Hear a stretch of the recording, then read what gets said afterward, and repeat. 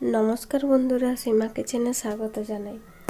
बाजारे अनेक रकम शाक चले एसेছে। শাক আর ডাল দিয়ে আজ একটা আমি খুব সুন্দর রেসিপি দেখাবো। আপনারা প্লিজ পুরো ভিডিওটি দেখবেন।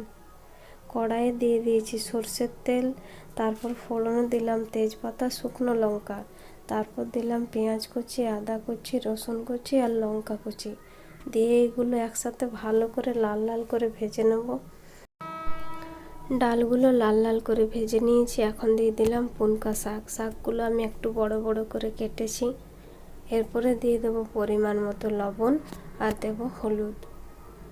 তারপর আবারও একবার মিশিয়ে দেবো। এই রান্নাটা খুবই সহজ আর খেতেও খুব সুন্দর লাগে। অবশ্যই একবার বানিয়ে খেতে পারেন। আর বাচ্চারাও পছন্দ করবে, কারণ কি বাচ্চারা অনেকে শাক খেতে চায় না, এইভাবে বানিয়ে দিলে ওরা মজা করে খাবে। এরপর দিয়ে দিলাম জল।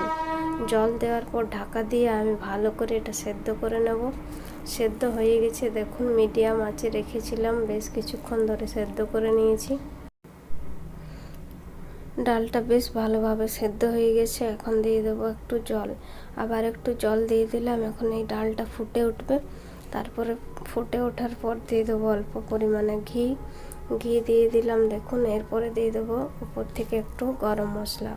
গরম মশলা দেওয়ার পর আবার একবার মিক্স করে দেব। এরপরে এই ডালটা আমার রেডি হয়ে গেছে। এইভাবে বানিয়ে খেয়ে দেখবেন। যদি ভিডিওটি ভালো লাগে তো প্লিজ লাইক, কমেন্ট, শেয়ার করবেন। আর যদি ফেসবুক থেকে দেখছেন তো পেজটি ফলো করবেন। সকলকে অসংখ্য ধন্যবাদ।